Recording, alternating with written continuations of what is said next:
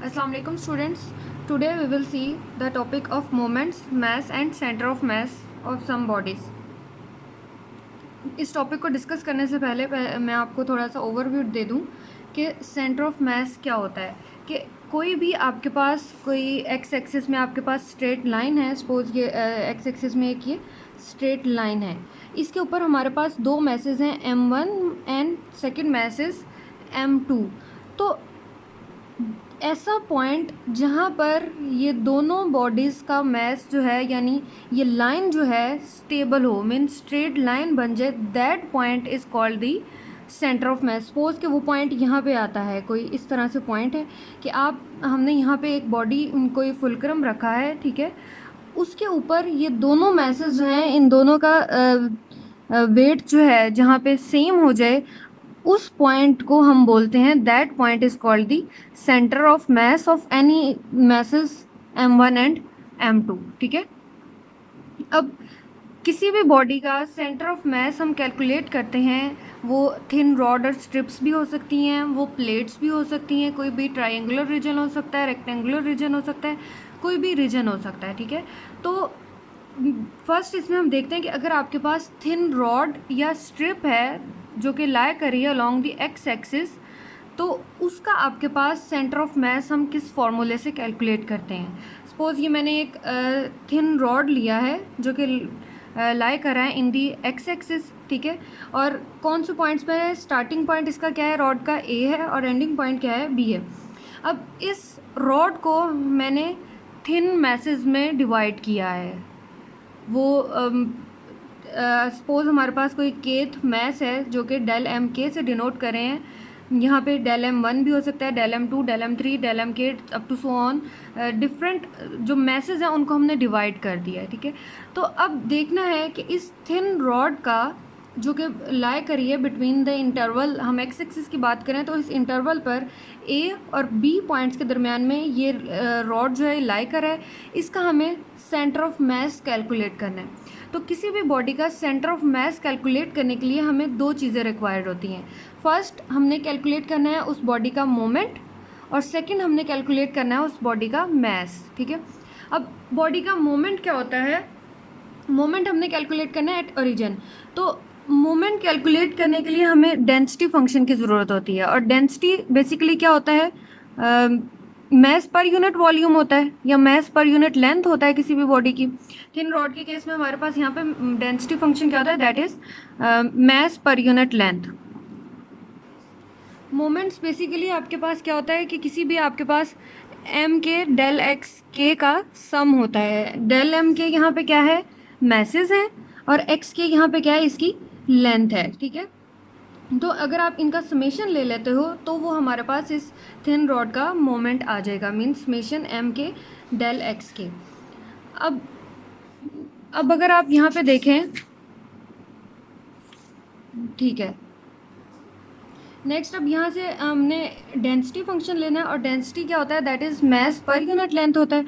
तो अगर मैं यहाँ से लिख दूँ that M K is equal to del X K, ठीक है, डेल एक्स के इंटू, या आप इसको बोलते हो डेल्टा एक्स के इंटू डेल एक्स के, दैट यानी यहाँ पे ये जो एम के वैल्यू है इसको मैंने डेंसिटी फंक्शन में लिखा है, तो ये क्या आ गया, मैस पर यूनिट लेंथ है।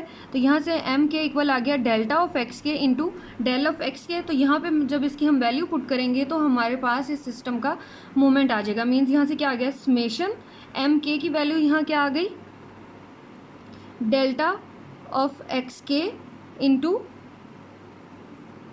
Del X K. ठीक है, अब चूँकि हम मैथ्स में इसकी बात कर रहे हैं तो हम यहाँ पे जो समेशन सिंबल है उसको इंटीग्रेशन के तौर पर ट्रीट करते हैं। ठीक है, तो जब इंटेग्रल में कन्वर्ट करेंगे तो यहाँ से हमारे पास मोमेंट अबाउट ओरिजिन को हम रिप्रेजेंट करते हैं with M naught, and that is equal to integral from A to B X delta of X D X. That is the moment of thin rod और strip that lie along the X axis. ये आपके पास moment आ गया। और अब कि अगर आपने किसी भी बॉडी का मास कैलकुलेट करना है जो कि थिन रॉड होगा, उसका मास कैलकुलेट करने का फॉर्मूला क्या है, that is equal to M, that is equal to integral A to B delta X of D X. और यहाँ से अब सेंटर ऑफ मैस हमारे पास बेसिकली क्या होता है, that is equal to systems moment divided by systems mass. Okay, तो अब आपको कोई भी क्वेश्चन दिया जाए और उसमें कहा जाए find the centre of mass of this rod, उसमें आपको दो केसेस हो सकते हैं। एक केस हो सकता है कि उसमें जो डेंसिटी फंक्शन है वो कांस्टेंट हो, और सेकंड केस इसमें हो सकता है कि जो डेंसिटी फंक्शन है वो आपके पास वेरिएबल हो।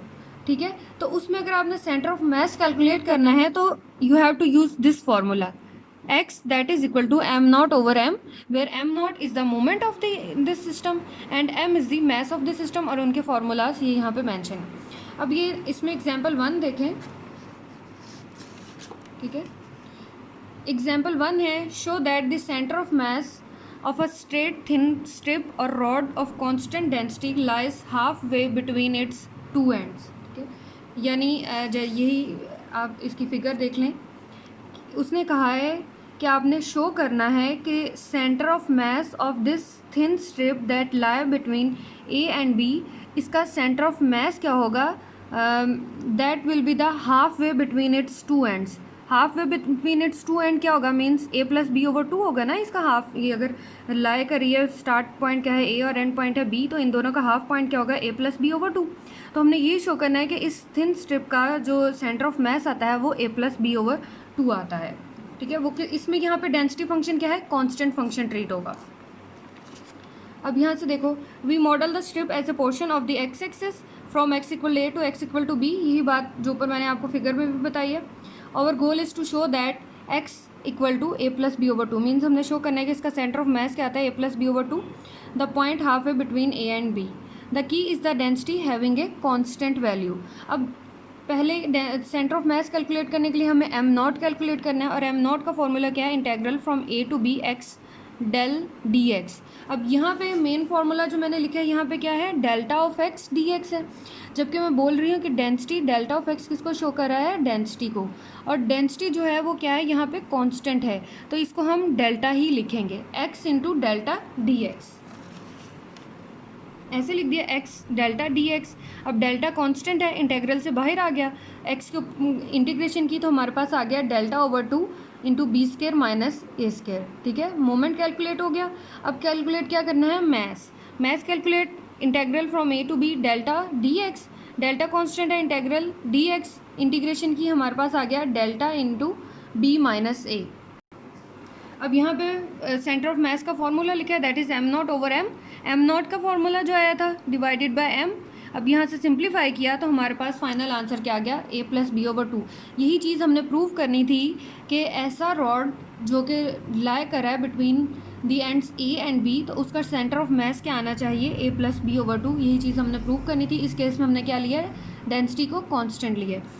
अब नेक्स्ट एग्जाम्पल देखते हैं, इसमें डेंसिटी जो है हमारे पास वेरिएबल फंक्शन है।